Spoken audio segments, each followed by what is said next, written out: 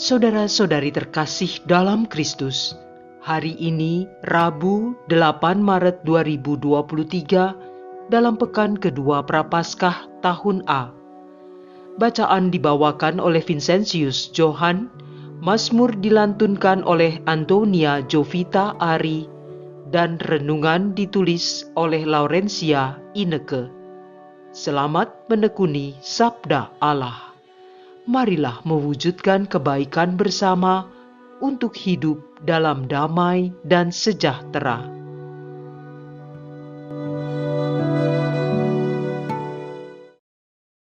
Dalam nama Bapa dan Putra dan Roh Kudus. Amin. Terpujilah Allah yang Maha Baik. Kasih-Mu tak berkesudahan.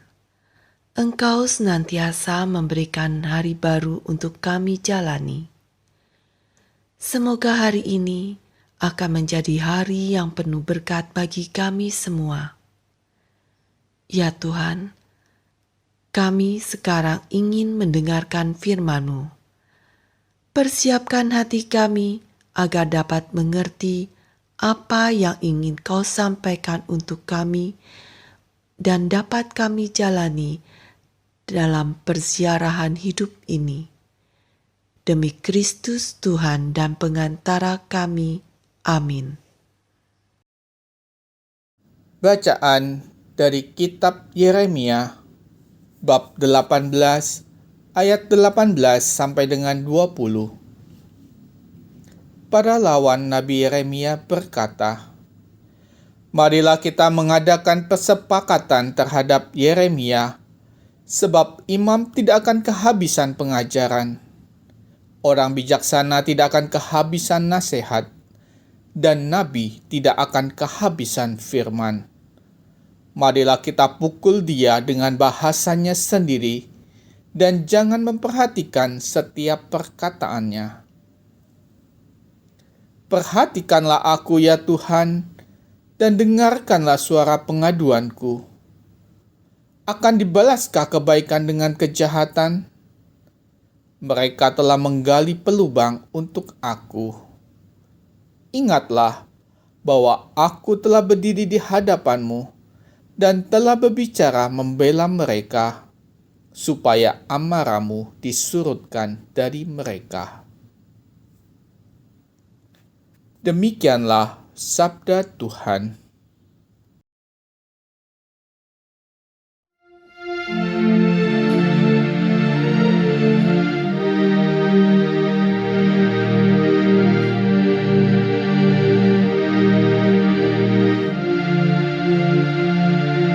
Selamatkanlah aku ya Tuhan, oleh kasih setiamu.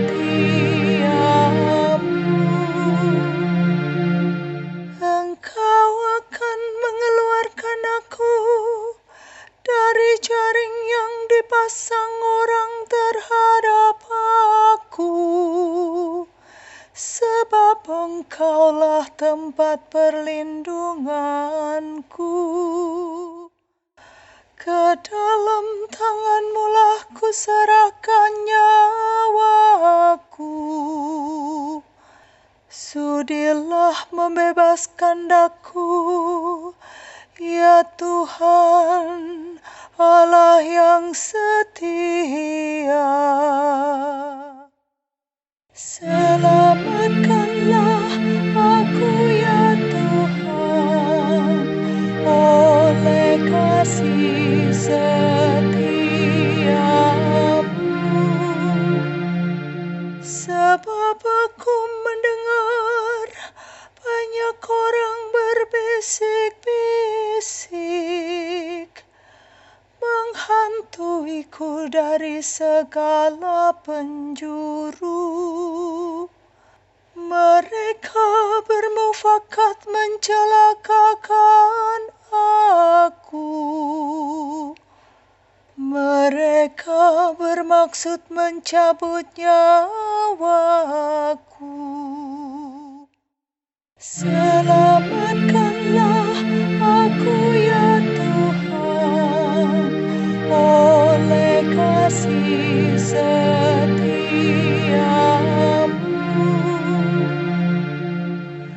Tetapi aku kepadamu, ya Tuhan, aku percaya. Aku berkata, Engkaulah Allahku. Masa hidupku ada dalam tangan-Mu. Lepaskanlah aku dari tangan musuh-musuhku, dan bebaskan dari orang-orang yang mengejarku. Selamatkanlah aku, ya Tuhan, oleh kasih setiamu.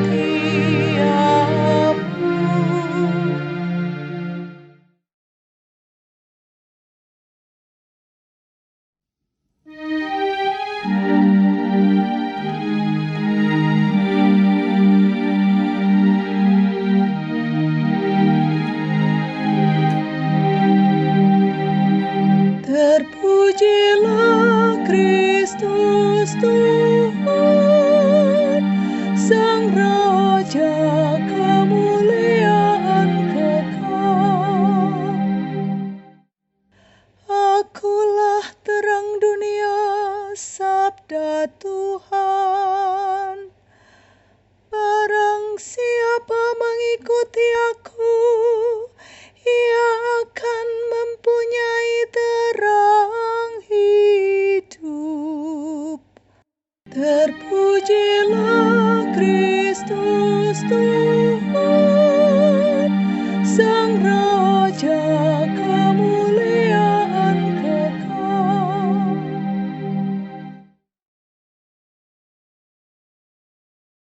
Inilah Injil suci menurut Matius, bab 20, ayat 17 sampai dengan 28.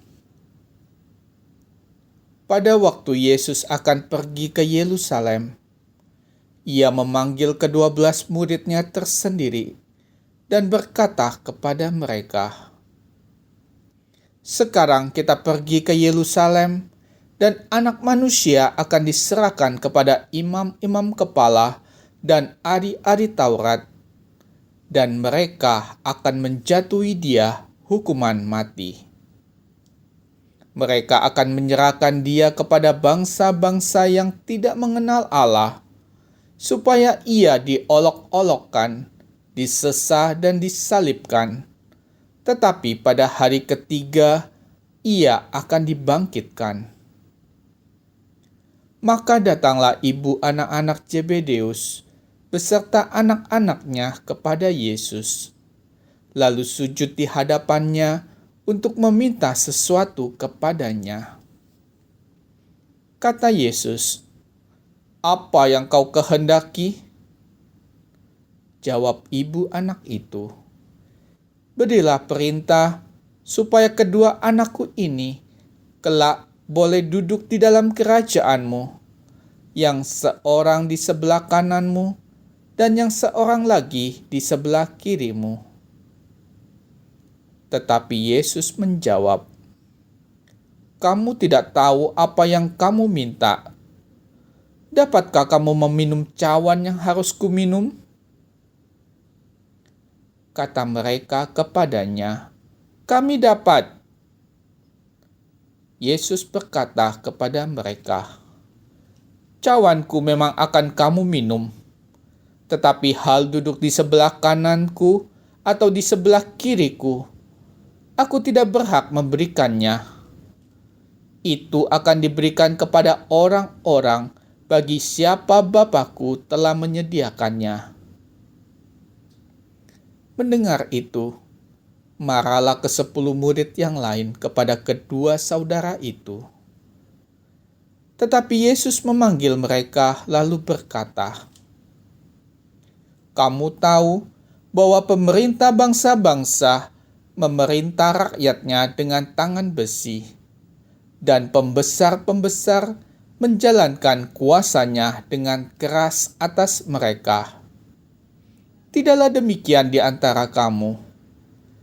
Barang siapa ingin menjadi besar di antara kamu, hendaklah ia menjadi pelayanmu.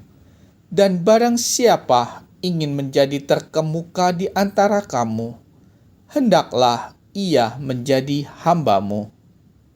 Sama seperti Anak Manusia, ia datang bukan untuk dilayani, melainkan untuk melayani, dan untuk memberikan nyawanya menjadi tebusan bagi banyak orang.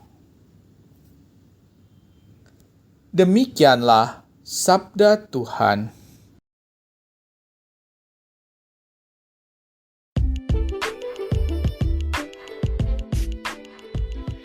Kedudukan bukan kekuasaan, melainkan pelayanan. Renungan dibawakan oleh Laurencia Ineke.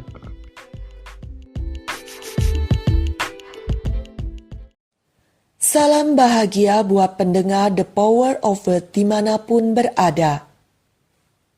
Tuhan hari ini mengingatkan kita semua akan arti kedudukan. Kedudukan bukan lagi berarti untuk mendapat kekuasaan penuh atau memperoleh kekuatan bertindak sebagai seorang penguasa yang dapat memerintah sekehendaknya sesuai dengan jabatan yang didapat. Tetapi kedudukan membuat seseorang menjadi seorang pelayan, mempunyai hati untuk melayani sesuai dengan kedudukan yang dipegangnya, yang mau turun ke bawah untuk membantu orang-orang sesuai jabatan yang dipegangnya. Revolusi mental. Kata-kata ini pula yang digaungkan oleh Presiden Joko Widodo ketika beliau terpilih sebagai presiden pertama kali. Ketika ia memilih jajaran para pembantunya di pemerintahannya. Jabatan yang diberikan bukan untuk berbagi kekuasaan, tapi bersama-sama terjun langsung ke masyarakat untuk dapat mengetahui apa kebutuhan rakyat dan berusaha untuk membuat peraturan dan bekerja bersama demi kebaikan bersama. Dan beliau memberikan contoh teladan kepada para elit pemerintahannya. Hal ini membuat seluruh lapisan masyarakat terhenyak dan merasa syok mendengarnya kata revolusi mental. Revolusi mental yang digaungkan ini sangat indah, namun perlu perjuangan dalam menjalaninya. Hal yang baru tentunya mendapat tentangan di sana-sini, apalagi merasa kekuasaannya dibatasi dan bayangan indah ketika menjadi seorang penguasa langsung pupus. Banyak yang protes tentunya. Saudara terkasih, hari ini Tuhan Yesus mengingatkan kita semua untuk mau menyingsingkan lengan baju, bekerja bersama untuk melayani orang-orang sesuai dengan tugas dan tanggung jawab kita. Di dalam keluarga, sebagai orang tua, tentunya bukan lagi menjadi orang tua yang sekedar mengatur anak-anak untuk melakukan banyak hal, namun juga mau memberikan contoh teladan buat mereka, agar anak-anak lebih mengerti maksud dan tujuan orang tua mendidik mereka. Begitu pula dalam lingkungan pekerjaan. Ketika mencapai kedudukan, bukan berarti tinggal memerintah bawahan saja, namun dengan teladan yang diberikan tentunya akan membuat semangat bekerja semua karyawan menjadi suatu etos kerja dan suasana kerja yang nyaman. Bukan lagi menjadi pemimpin yang ditakuti oleh karyawan, namun menjadi pemimpin yang rendah hati dan memiliki kesabaran yang mampu menjadi kawan bagi karyawannya. Terlebih lagi dalam komunitas di gereja, dengan teladan yang sudah Tuhan Yesus berikan, tentunya akan membuat kita mendapat kepercayaan untuk memimpin dalam bidang-bidang yang ada di gereja. Bersedia menjadi seorang pelayan yang mampu hadir sebagai seorang sahabat bagi orang-orang yang dilayani. Menjadi pelayan berarti perlu kerendahan hati untuk turun ke bawah, menyapa semua orang yang dilayani, dan menyingsingkan lengan baju untuk mau mengerjakan segala tugas dan tanggung jawabnya. Tentunya saudaraku, diperlukan kesabaran dalam menghadapi orang-orang yang dilayani, seperti seorang pelayan yang tentunya akan menerima ketika dimarahi oleh bosnya.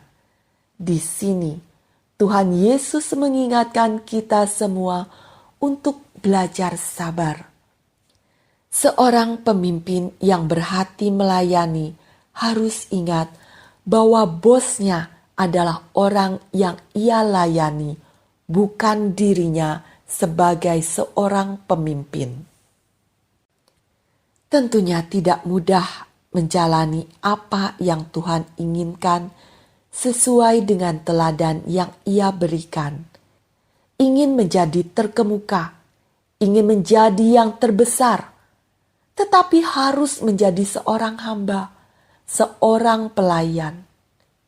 Saudara yang terkasih, mari kita bersama-sama mohon rahmat kasih-Nya agar kita semua dibimbing untuk dapat menjalani apa yang Ia sampaikan, agar kita dapat bersinar walau hanya menjadi seorang hamba, seorang pelayan dalam menjalani tugas perutusan yang Ia berikan pada kita semua, dan dijauhkan dari hati yang penuh kesombongan untuk menjadi seorang pemimpin. Mari kita belajar bersama-sama untuk berproses dan belajar berevolusi mental. Marilah kita berdoa. Ya Allah yang bertahta di dalam surga, kami mohon padamu agar Engkau senantiasa mendampingi dan menuntun hidup kami, agar mampu menjalani tugas perutusan yang Kau berikan pada kami dalam menjalani kehidupan sehari-hari dengan penuh kesabaran dan kerendahan hati, agar mampu melayani sesama dengan penuh kasih. Semoga kasih dan rahmat-Mu selalu ada untuk kami semua. Biarlah apa yang kami lakukan dan kami perbuat demi kemuliaan nama-Mu, kini, selalu, dan sepanjang masa. Amin. Dalam nama Bapa dan Putra dan Roh Kudus. Amin.